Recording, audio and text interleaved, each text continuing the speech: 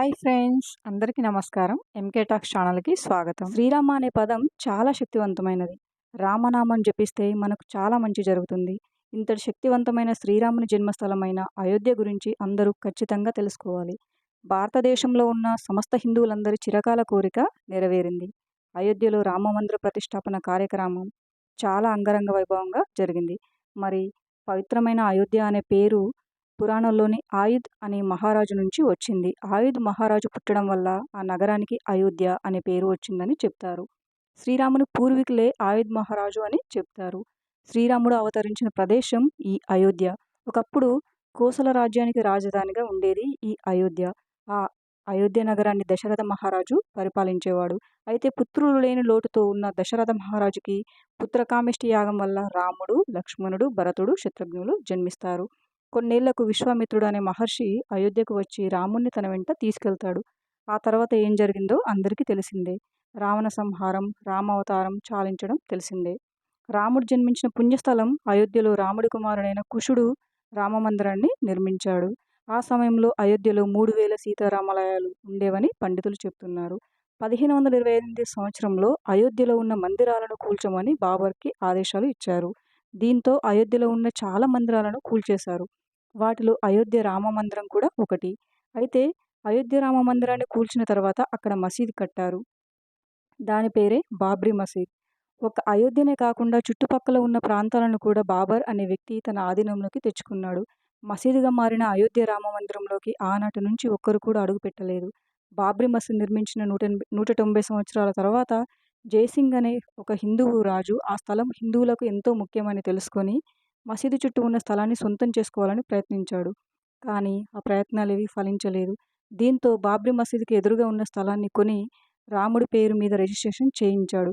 మసీదు ఎదురుగా ఉన్న స్థలంలో రాముని పేరు మీద వేదిక కట్టి అక్కడ సీతారాముల విగ్రహాలు పెట్టుకొని హిందువులందరూ అక్కడ పూజలు చేసుకునేవారు. ఎప్పుడైతే జైసింగ్ వచ్చాడో అప్పుడే హిందువులకు ధైర్యం వచ్చింది. 1889లో బ్రిటిష్ వారు ఆ స్థలంలో ఒక కంచె ఏర్పాటు చేశారు. దీంతో ముస్లింలు అందరూ మసీదు లోపల, హిందువులు మసీదు బయట ప్రార్థన చేసుకోవడం మొదలుపెట్టారు.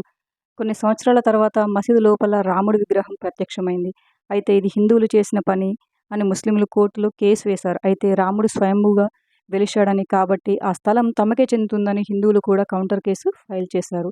మసీదు లోపల ఉన్న సీతారాముల విగ్రహాలను అక్కడి నుంచి తీసివేయాలని అప్పటి రాష్ట్ర ప్రభుత్వం నివేదికలు ఇచ్చాయి. అయితే హిందువులందరూ రాములవారి విగ్రహాలను తొలగించడానికి అస్సలు ఒప్పుకోలేదు. దీంతో ప్రభుత్వానికి ఏం చేయాలో అర్థం కాక ఆ మసీదు గేటుకి తాళం వేశారు.